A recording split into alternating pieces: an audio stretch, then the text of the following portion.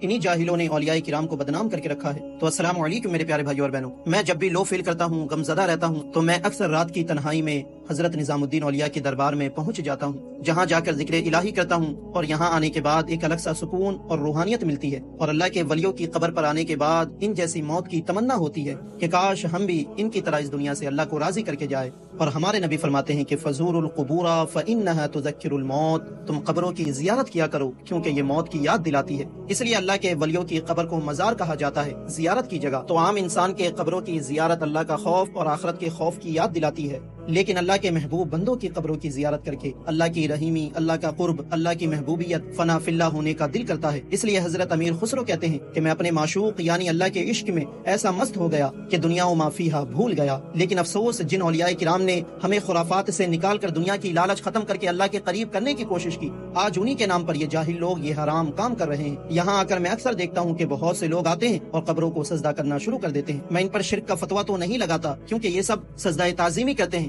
جو کہ یہ بھی حرام ہے، لیکن ان کو روکنے والا کوئی نہیں۔ میرا ذرا سا کیا پیٹھ حضرت کے مزار کی طرف ہو گیا، پیچھے بیٹھے خادموں نے چلانا شروع کر دیا کہ تمہیں ادب نہیں پتا، لیکن ان کے سامنے لوگ آتے رہیں، قبروں کو سجدہ کرتے رہیں، بے پردہ عورتیں مزاروں کے قریب آتی جاتی رہی۔ اصل میں ان حرام کام کرنے والوں کو روکنے کے لیے ان کی زبان سے آواز تک نہیں نکلی، اور روک کس سے رہے ہیں کہ پیٹ مت کرو، اور پوسٹر کس چیز کا لگایا گیا ہے کہ ننگے سر اندر مت جاؤ۔ تو جو کام شریعت کے خلاف نہیں ہے اس پر تو اتنا زور دیا جا رہا ہے، اور جو کام شریعت کے خلاف ہے اس سے روکنے والا کوئی نہیں۔ الحمدللہ مجھے اچھے سے پتا ہے کہ اولیاء کرام کا ادب کیسے کرتے ہیں، کیونکہ میں ایک سنی مسلمان ہوں جس گھر میں پیدا ہوتے ہی ہمیں با ادب بنایا جاتا ہے، اور ہمارے علماء ہمیں وہ حد بتاتے ہیں کہ سجدہ صرف اللہ کے لیے ہے، اور ہم سے بغض رکھنے والے لوگ انہی جاہلوں کی ایسی حرکتیں دکھا کر ہمیں بدنام کرنے کی کوشش کرتے ہیں، کیونکہ ہم بدنامی ہیں اپنے جاہلوں کی وجہ سے۔ تو اولیاء کرام کے ادب کی آڑ میں یہ حرام کام کرنا بند کر دو۔ نہیں آتا اولیاء کرام کا ادب کرنا تو اعلیٰ حضرت سے سیکھ کر آؤ، جو ادب و تعظیم میں اعلیٰ حضرت اشرفی میاں کی جوتیاں سر پر اٹھا کر چلتے تھے، لیکن اپنا سر سوائے اللہ کے کسی کے سامنے نہیں جھکاتے تھے۔